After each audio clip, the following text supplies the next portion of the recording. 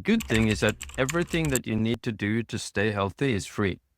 Your brain and your body works better when you're exercising. So you have a turbo experience for your brain so that most people come back changed and know more about how they want to spend their lives. Hormesis is a voluntary activity that you do that is a stressful activity that challenges your body and mind to do a hard thing. And that once you recover from it, it makes you stronger. Welcome to Metabolic Matters podcast. Let's meet today's guest. Welcome, everybody. I am incredibly excited to have our guest today, who is, I got to meet this past summer at a conference in London in person. And he kindly shared his book with me. And I had the ability to read this book on one of my many flights and review it again before this. And I tell you, this is a really incredible conversation and a really incredible tool and a really incredible book. Very much following our methodology of test and assess and address. Dr. Færø is absolutely someone who is passionate about this as well. And we're going to dive in today about a topic around, can your pulse reveal more about your health than you ever imagined? So Dr. Torkil Færø believes that this tool can be very instrumental in helping you optimize your health. Thank you for being with us, Dr. Torkil. Welcome, welcome, welcome. Thank you, Nisha. Very nice to be here. So great. And kind words, yeah. Well, true words. I mean, it was great, when you have books handed to you all the time, and I'm a voracious reader. I love to read everything. It's just a joy when you find something that actually sparks something in you. And your book did that. The Pulse Cure, the revolutionary new way to balance stress, optimize health, and live longer. And the book the title doesn't even quite articulate what this is all about, but I'll throw the word into the mix so people are wanting to stay present. We're going to talk about heart rate variability today. But before we do that, Doc, I would love for you to tell everybody about your background and what called you into medicine to begin with. Yeah, my background is being a general practitioner and emergency physician in Norway. I've always been a freelancer, and that was my intention from the start, because I wanted to become a doctor to be able to travel the world, to live a free life, to be at the front row of life, experiencing the life of the patients, but also to have the freedom to go around the world and work, either working as a doctor or just be working in Norway, as I have done, working in Norway and then going and traveling, doing photography, teaching photography. So that has been a way of living my life. So strangely enough, I wasn't interested in health in itself or helping patient in itself. That was kind of what I had to do to get this kind of a life.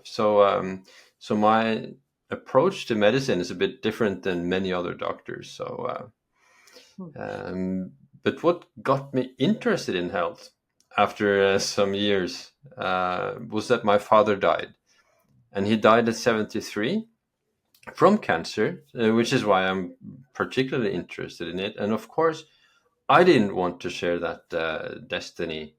So I took a look in the mirror. I recognized that I started to look like the majority of my patients. I had done everything wrong. All of my advice in the Pulse Cure, I have done wrong.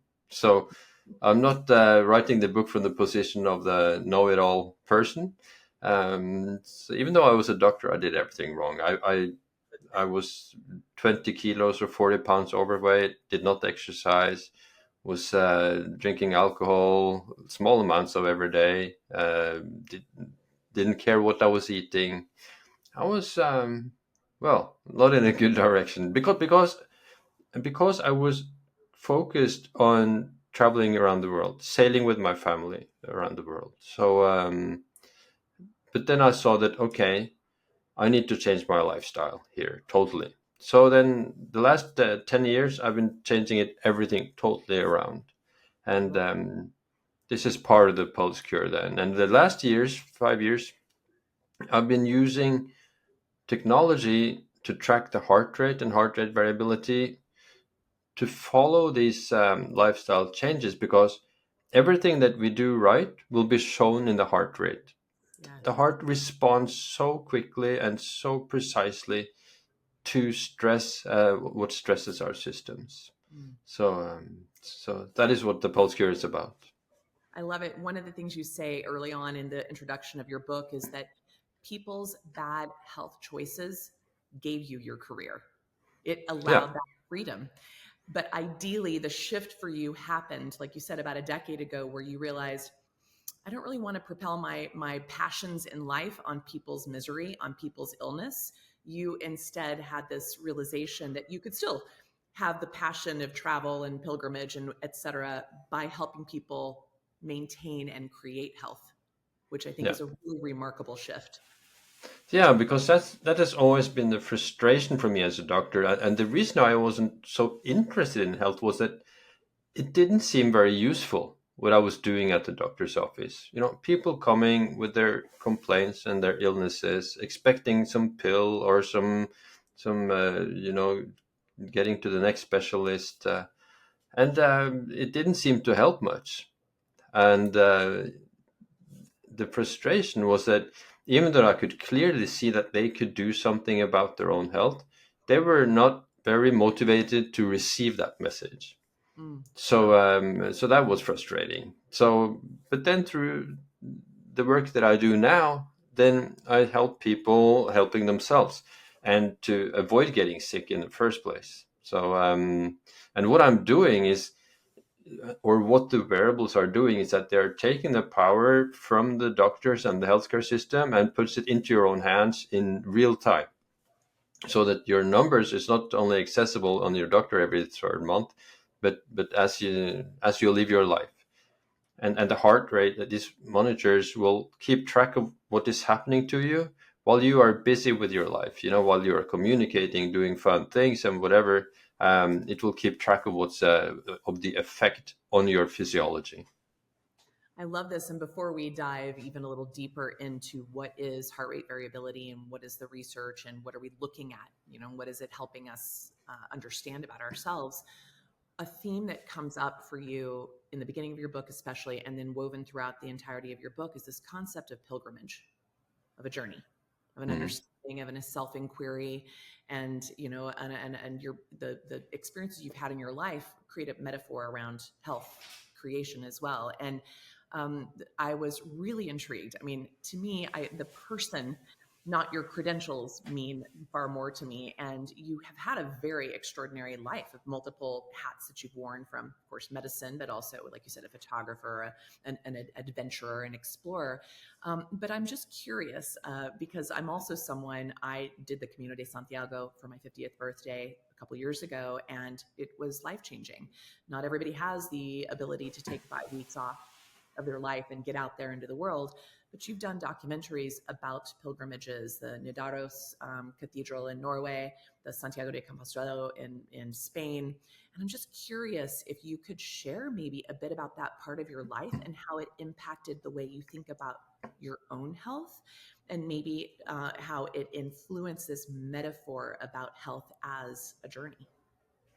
Yes, I became aware of the Camino de Santiago, the pilgrimage in Spain, from the work of Paulo Coelho, who wrote The Alchemist, and who was kind of the force behind the renaissance of the Camino de Santiago.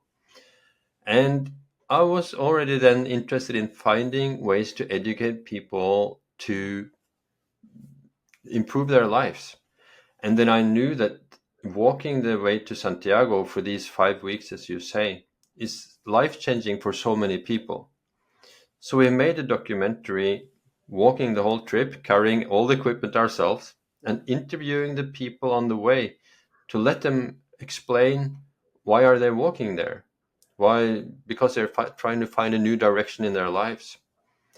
And so that was very meaningful to do the job, and I loved the journey. And actually, after we made the movie, the number of people walking the Camino from Norway doubled after that, and stayed the double amount. So I've heard so many stories that people started doing this walk after they seen this movie. So, and of course, it's so important for people to try to look at their own lives from a distance. And you get to do that when you walk the Camino, where you walk in northern Spain. So you walk from place to place. What do we call it again? The albergues, the hostels, or yeah. And you are by yourself. You put your phone away. You walk either with a friend or alone, and you get to meet your thoughts. You get to look at your life until then, make plans for the future, and you're able to think more clearly, because when you're walking, it's like your thoughts slow down to the speed of walking, and it's like your own size is held down by the media, by all the commercial interests, so that your life is very small when you start, but it's like your life gets to its real size, and you can feel the importance of your own life and what to do with it. So and that is why it's been so life-changing for so many people. Of course, you have the same in the US with the Appalachian Trail, the Pacific Crest Trail, and all these different trails in the US. So you don't have to come to Europe, but it's this long walk. And of course, your brain and your body works better when you're exercising. So you kind of have a turbo experience for your brain, so that most people come back changed and know more about how they want to spend their lives. And that is the basis of health, because I am not so interested in having optimal health. I'm interested in having a normal health, so that you can live your life, and that disease and symptoms and poor fitness level is not in your way. And you don't have to spend so much time achieving that.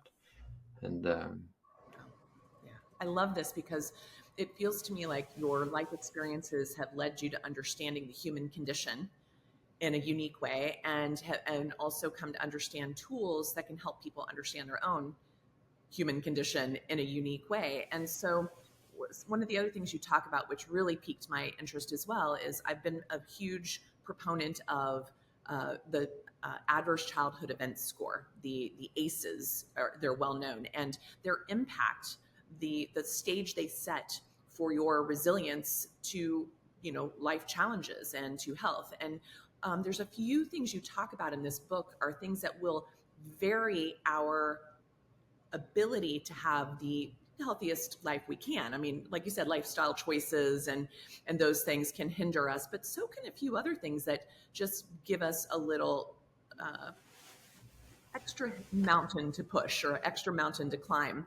And so you talk about the work of the Body Keeps the Score book, which very integral into my belief systems around trauma and its impact on your health response.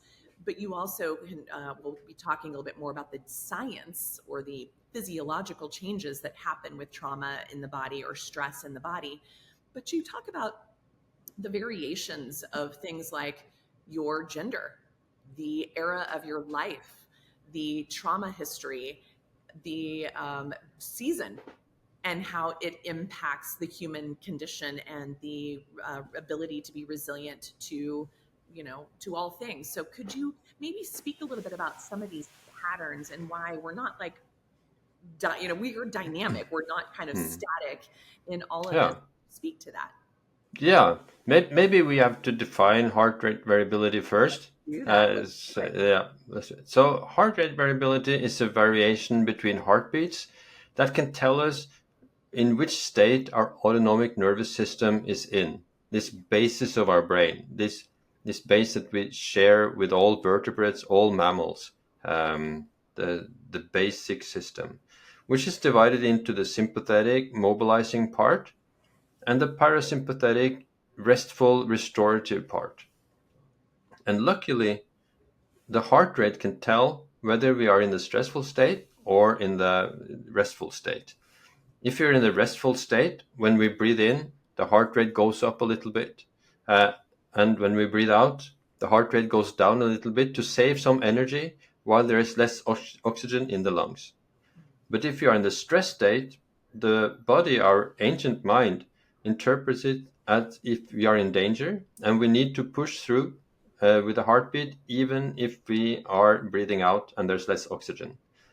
So then these devices can track whether we are in the full stressful state, like full alarm, or if we are in the deep restful state. And it will keep track of it in the moment and accumulate it throughout the day and night. And so we need to have a good variation between the heartbeats. And there's so many things that can affect that.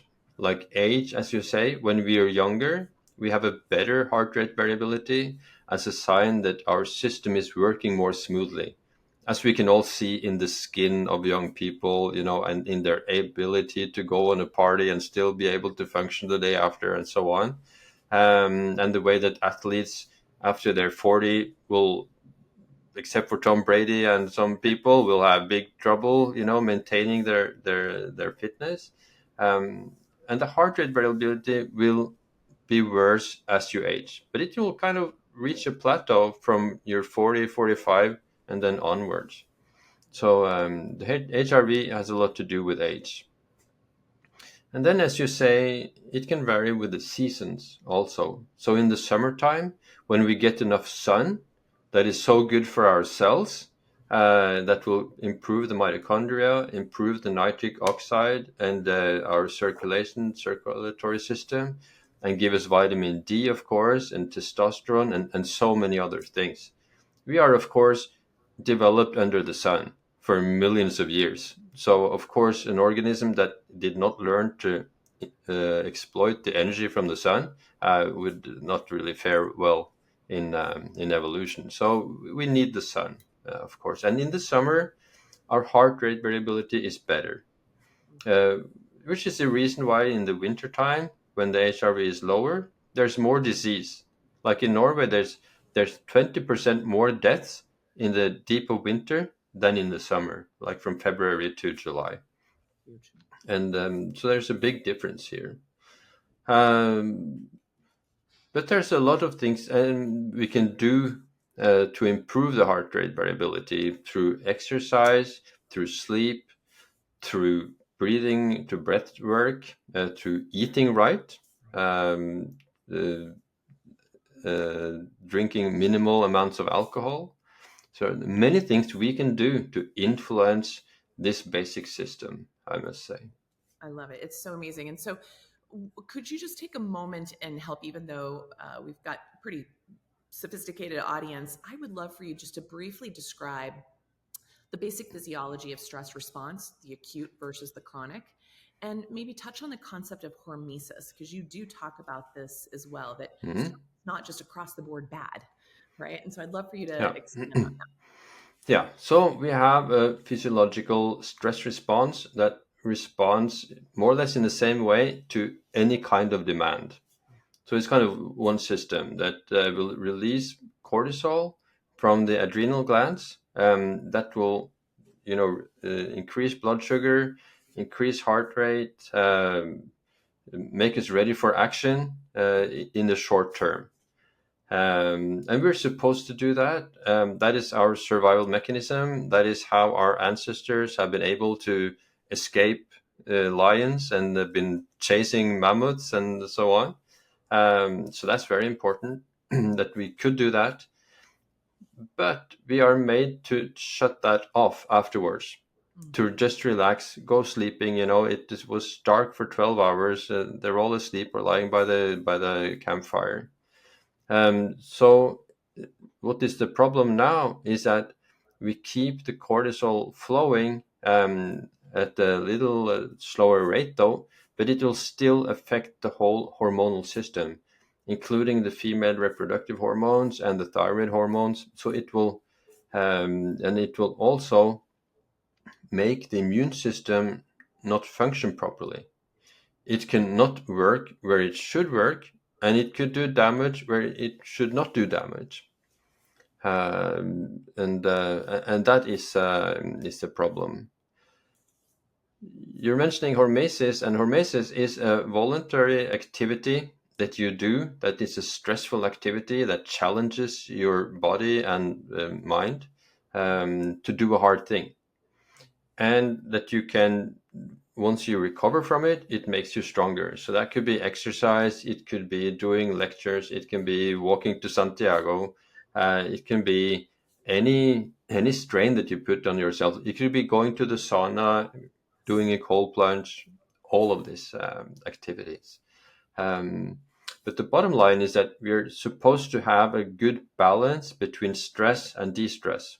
We're supposed to push ourselves and even hard, and to make sure that we recover and grow stronger from it. And it's this system that is now not working and is producing a chronic low-grade inflammation in our bodies that affects all our organs, and including the brain. And that will give symptoms and diseases, even cancer, in all of these organs. And the problem is that we as doctors have been too divided. There's been a kidney doctor and a heart doctor and a brain doctor and the ear, nose, and throat doctor, and they've all been looking at their part of the animal, and they have not, for some reason, until the last few years, seen that there's a root cause of all this, and that is chronic inflammation.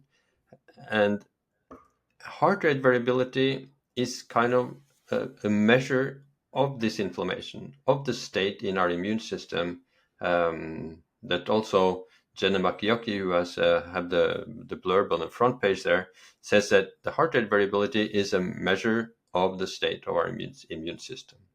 Which is so huge, because a lot of folks are still resistant to the research around, stress and on our physiology, which is really strange, because we actually have a lot of literature around this. And I think that it's just so remarkable. We like to test things. We like data. And the heart rate variability tool is one of the most powerful feedback tools for the clinician, but more importantly for the patient. And you just described so beautifully that it's just helping you understand where you are on the continuum of the balance, because all of us will vary, right? Things happen, life happens. What I think is really remarkable is that there's still conflict or controversy around the impact of stress, on our lives, that it's not quite made it to the mainstream for whatever reason in medicine. And I think part of that is that doctors aren't even aware that there are actual tools, specifically a tool that can measure exactly what you just described, this balancing act between a hyper-functioning immune system or a non-functioning immune system, a hyper-inflamed environment versus a hyper-sympathetic versus a parasympathetic. We have this tool available to us, and that's the HRV that you've been describing. And so what I think is also remarkable is it puts the power into the clinician's hand to understand what's really going on with their patients, because all of our patients either A, think they're in stress all the time, or B, think they have no stress. And this is that biofeedback that empowers them to start to understand what's happening in their lives. So I would love to understand from you how you would explain this from the vagal nerve theory, how HRV interfaces with that, because there's a lot of interesting studies in that arena. And maybe tell our listeners what I mean by vagal nerve, or the vagal tone, vagal nerve process, or self-regulatory mechanism. Yeah, so the vagus nerve is the most important thing regarding heart rate variability.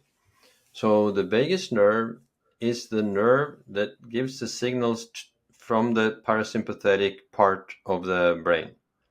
So that is mediated by the vagus nerve from the brainstem and out to all the organs in the body. So it kind of tells you about the importance of this nerve, that it goes to all of your organs and down regulates it and makes it ready to recover.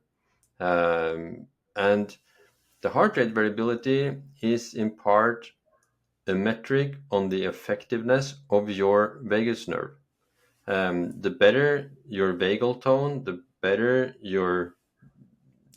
the conduction in your vagus nerve, the better the heart rate variability. So that is actually what we are measuring. If you cut the vagus nerve to the heart, for example, it will go for 120 beats a minute. because it will be in the sympathetic mode all the time. So it's kind of that we have a gas pedal that is frozen on full speed, and what we have is the brake pedal, which is the vagus nerve. So we can train the vagus nerve by doing the breath work, by using the cold, and just by letting it do its work, by sleeping enough, by relaxing enough, it will do its work. When we are active, when we are busy, when we are always doing some things, we are kind of keeping the nerve from doing its job, so to speak. You had another question too that I think that was forgot now. perfect. And I think that one of the points about the vagal nerve, it is the master of our self-regulation. And so it's the, it's dependent on our input and it gives us immediate feedback. And it's just another way to think about it. One thing that struck me, and then these wearables is kind of a speedometer for the activity in your vagus nerve, so you kind of can see how it's working, in real time. So it's that is why it's so much easier to navigate when you have this speedometer compared to that it's totally in the blue, that you have no idea what's going on. So it's that is how you can have a look at it. Yeah, that is so brilliant. It's so brilliant. There were a couple other things that really intrigued me. I'd love for you to touch on in this conversation. One of them was the impact of genetics on our HRV. The statistic was quite interesting to me. Could you speak to that? Yes. So there will be around 30 to 50% genetic part of the number that we get in our HRV. So we shouldn't compare our heart rate variability to another person. If you go to a big population study, there will be, the higher the heart rate variability, the better the health and the better the longevity and the risk of disease and all of that. And the lower the heart rate variability as a sign of a system under stress, there'll be more disease and a shorter lifetime on average. But if you go and look at two people, you cannot think like that. Then one person with a 25 in heart rate variability can have a better objective health level than one with 50. So you shouldn't compare yourself to others. But of course, the lower the heart rate variability, the larger chance that it will be a problem. But it not necessarily so. And this there's a big difference in population studies versus the number of one studies, because you can see that if you go and look behind the numbers from the average that we use as doctors, we relate to big RCT studies with control groups and all of that, maybe 10,000 people in a study. And what we are presented is the average, what the average person will get out from this particular medicine or activity or whatever. But you can see, if you go behind the numbers, you can see that that doesn't matter at all, because you may be on the total different ends of the spectrum. And what these variables do is that they give you a reading of how you respond to certain things, because we see it's very individual. How you respond to alcohol, how you respond to eating candy, how you respond to a certain exercise or cold or heat or whatever, will be very individual. And that is the good thing about it. So you kind of don't have to wait for looking at some research, because you will feel it immediately. You will see how you will react to a certain stimulus. I love that. And it's, when I think about some of these single nucleotide polymorphisms, I can look at some people's, SNP roadmaps and can tell that they are wired for stress, kind of excessive stress response. So things like their catecholamine genetics, things like their FAAH, so all about their kind of bliss point, different things that help me understand that, hey, this person might need to work on their stress response a little bit more intensely because they've been a little bit wired, or the blueprint they came with might make them more predisposed to this. But a tool like HRV can help them manage that and express their genetics in a different way. Yeah, and it's not only genetics that you, of course, know more about than me, but also you mentioned the ACE test, and people who have experienced a lot of trauma in their youth or childhood, they have a nervous system that doesn't really allow them to relax. It's kind of, they have to be on the watch all the time. So they, as you say, they have a higher mountain in front of them from the start. And they have to be particularly careful to be able to down regulate their nervous system, because they have higher mortality, all through their lives. So it may be particularly hard for them to be able to downregulate. They have to be particularly patient in the work to find out what can get them into the good vagus tone. That's so powerful. And one thing that just blew my mind, and I don't know, as I was saying before we started recording, probably because I've now crossed over the menopause bridge, so I'm not following things through my cycle as much anymore. But I was really, and it's just so common sense. I'm so surprised that I just didn't really connect it. But I really would love for you to talk about the heart rate variability changes through a woman's cycle of her life, and cycle through her monthly cycles as well.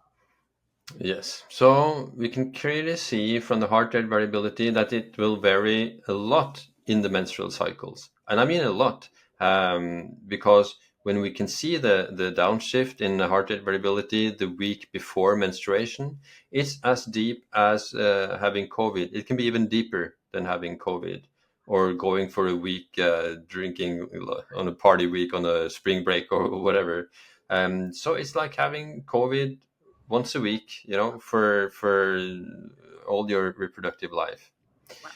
Wow. And that's the interesting thing. I thought it had to be that way because I saw all the curves from all the women, because we have a place. It's called thepulsecure.com in Norwegian. We're building it up in for the international audience as well. But we have 4,000 members in the Norwegian one, and all I could see was these curves from the women with PMS symptoms, where you can see this really deep downshift. Wow. And they even had the PMDD, the dysphoric disorder, which is even more serious.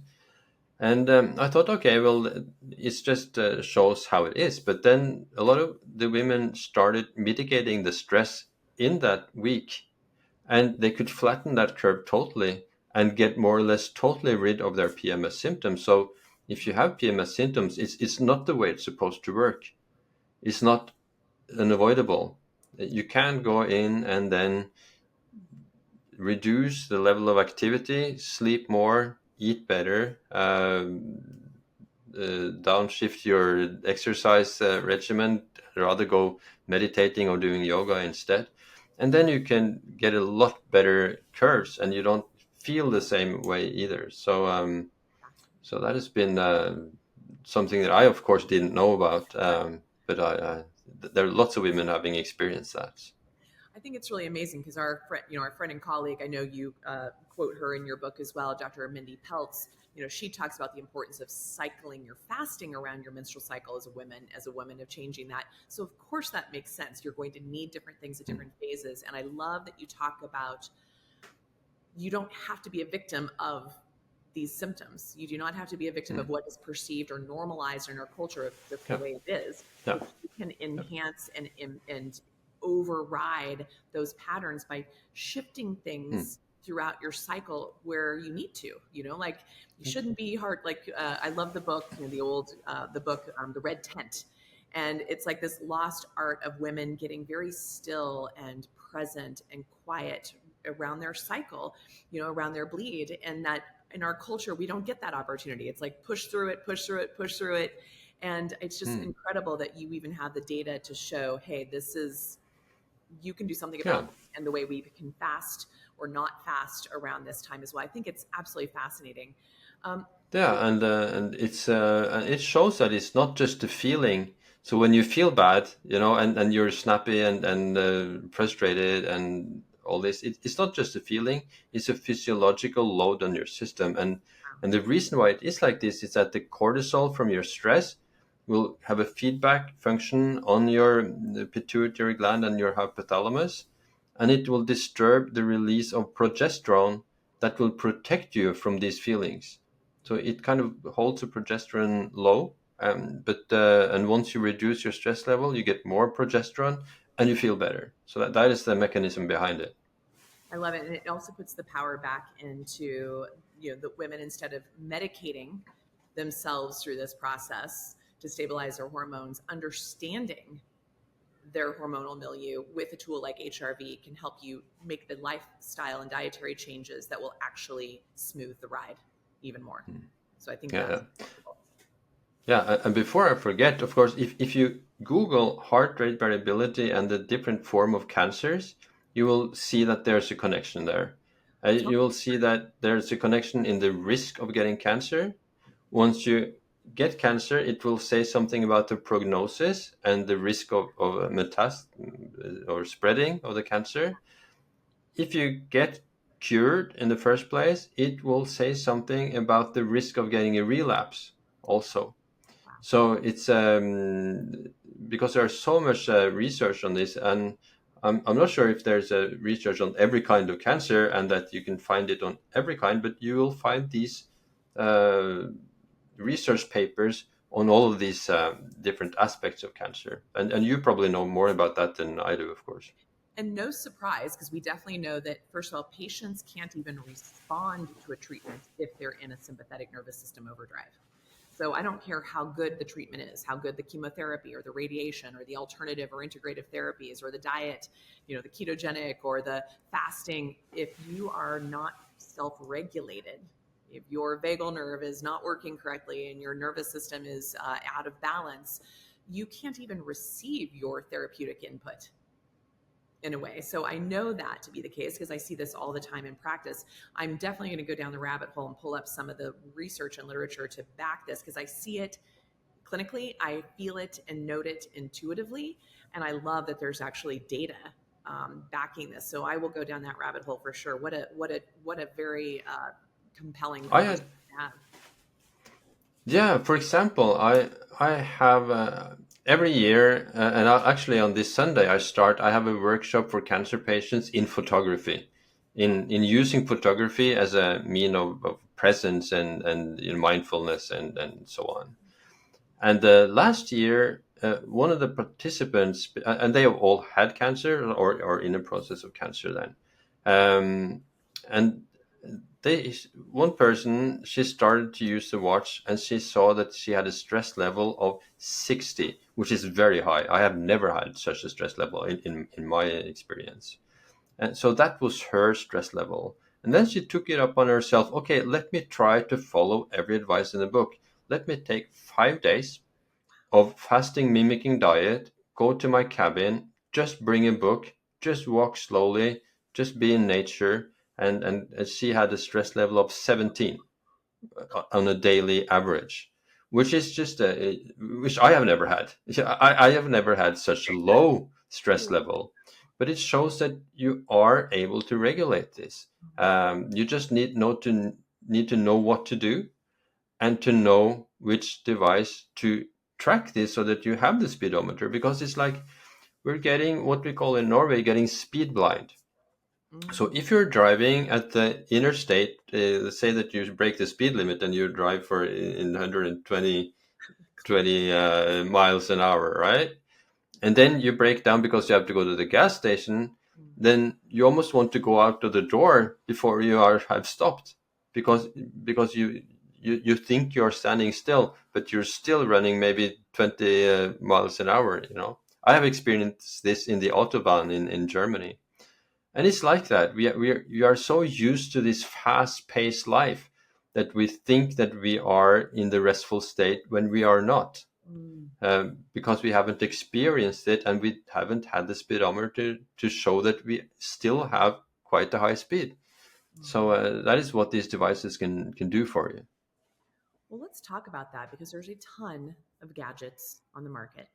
And I love that you take it upon yourself to talk about the differences, that are out there, and your favorites, your picks in this, because there isn't, like, it sounds like the way you describe it in the book, there's not like one best one, because they all have pros and cons.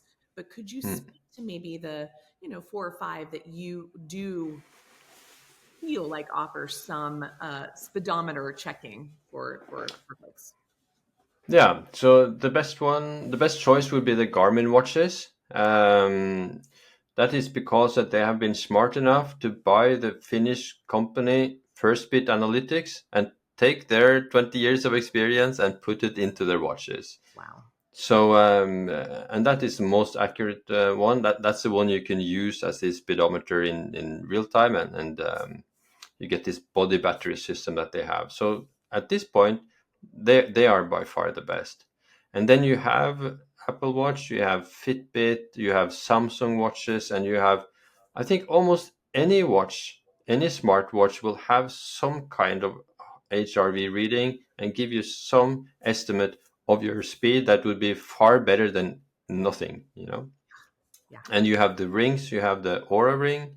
Any moment now, Samsung is coming with their Galaxy ring and their new system that I'm looking forward to see how that works.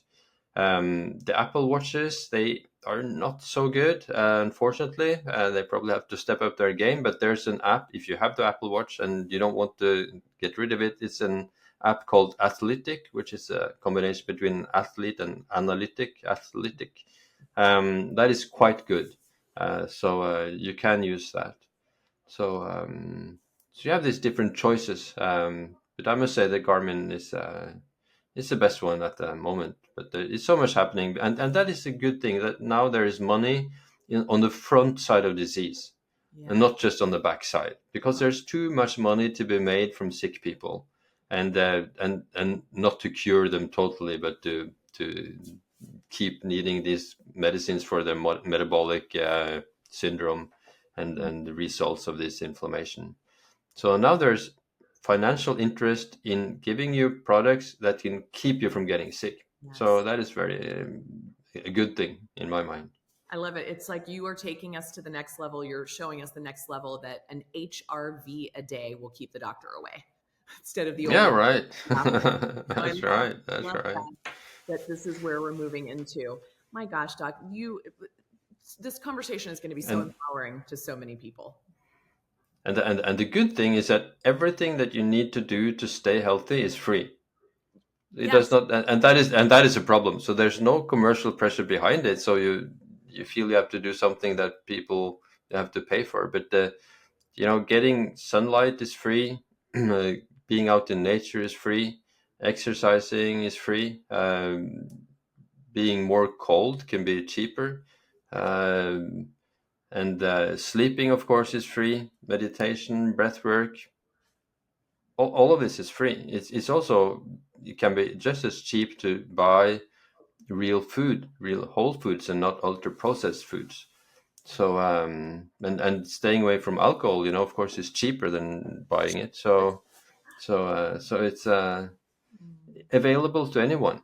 And so whether you are poor or rich, you have the same chance of avoiding disease. It's only on the backside of the disease that there will be a big difference whether you have the finances, particularly in the US, of course, to buy the best doctors or not. Yeah. Well, these tools, like you said, the tools to change our HRV are available to all of us and are accessible by all of us that are relatively, completely free or very, very inexpensive. I think that's a really empowering piece of information. The HRV devices themselves, can you give us just a sense of the price range? Because this could be. Yeah. For the Garmin watches would be from like $150 and upwards, where you would probably get 80% of the use for the $150, and then the more expensive that it comes, because then they have the heart rate variability over time, and they also have better measurements of exercise. And that would be particularly important for people in a fatigue situation, because even just a walk in the park can be a hard exercise for them. So they should also do it, even if they think they're not training. And for $300, you would get that level of watches, and then you have even one more level at probably $600, I would guess, and upwards, which has a very good exercise assessment. But it is available, even to cheap price. So if you buy it secondhand, of course, it costs almost nothing. So and most of the other watches, I think, also can come at the prices, $300, $400, $500. And so for some people that might feel like a stretch, but when you look at what you're learning, what you're saving, what you're preventing, you're paying for your healthcare prevention now because it's a lot more expensive to pay for your health loss later. Yeah, absolutely. I love it. I love it. And you will perform better. So the same strategies that keeps you healthy and living longer will also make you feel better, well-being, and it will help you perform better at work, on your family life, and also. So it's a win-win situation and all, and it's good for. I'm on so many lectures for companies and businesses because the business owners know that if we can get people to have a better stress balance, they perform better, they are not sick as often, and are happier. So in this place, both the employer and the employee is on the same side. Oh, I love this. I mean, my gosh, this should be across the board, a part of all of our medical systems. We should all be given an HRV device just for our self-monitoring and our self accountability and changing things up. I mean, it's a game changer. So I'm really excited to share this conversation with our listeners. Now, I would love for you to tell us how to find you, how to learn more about you, how to find your book, The Pulse Cure, how to stay in touch. Yeah, they can find me at thepulsecure.com. So far, there's a lecture there. That's a 1-hour lecture that they can see. And we are also now in the process of building up a social community the same way that we have in Norway, where they can ask questions, so they will help each other. And we have classes and online courses and all of that. The book itself, The Pulse Cure, is available everywhere. It's like on Amazon or Barnes and Noble, and it's also an audiobook. There it is. It's also an audiobook and an ebook, so you can even get it on your iPhone on the book app there. And on Instagram, I'm Dr. Torkil. It's a mixed site. I try to make as much English content as I can, but there's also some Norwegian content there. I found it too hard to have two separate Instagram sites, but I'm available there. So yeah. Beautiful. What is your next adventure? What's your next pilgrimage? My next pilgrimage, I'm writing a book first. I'm just in the process of finishing a book, probably called the Rest Cure, because that is the hardest thing for people to rest. So I will finish that and it'll be out this January in Norway then, and then I'm starting to write the book on sun, on yeah, because we have been totally misunderstanding the role of the sun. Make it an enemy instead of a friend, and it's been a huge mistake. And there's a big research now in the UK, 400,000 people, showing that the more sun you get, the healthier you are, even with the sunbeds, with the solarium. So there will be a total shift in the way we look at how to get sunshine. So it's Oh my gosh. I'm looking forward to get started on that. So there's a lot of people have to change their minds. So those are the kinds of adventures now. I've kind of made my own prison now. I'm used to go traveling and be able to go, work for 2 weeks, have enough money to sail away. And now, being in this writing process with all this, and the book has been just a huge success in Norway. It's been on the bestseller list now for 1.5 years. Wow. And every day there's something. Just today, there's a big piece in the newspaper. I have to go out and buy it. So, because it has really changed and put the ones that are interested in health in Norwegian has taken this to their heart and really changed everything. So this has the potential of turning the whole healthcare system upside down, and that I knew from the start that it has the power to do that. So now I have my own prison. But I bought an RV, I bought a motorhome, so I can at least write things on the road. So I love Had this. to find a solution. You are being very creative and pivotal in this, and I'm looking forward to the next book on the rest cure and the sun cure. Would love to have you back for a conversation around both of those. But I think you very much answered the question today of where we started today, that is there something that your pulse can reveal about you and your health and your life patterns that you never knew before? And I think you were able to answer that very, very, very well for all of us. And I'm really grateful for your Yeah. time and your passion. And I must say one more thing to that, because all our senses are very good, directed outwards.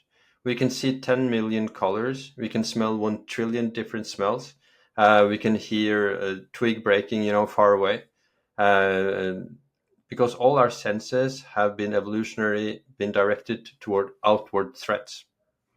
But this is the first time that the threat to our health comes from the inside, and we can't feel our own stress level. I would not know now if I have 60 or 85 in a heart rate.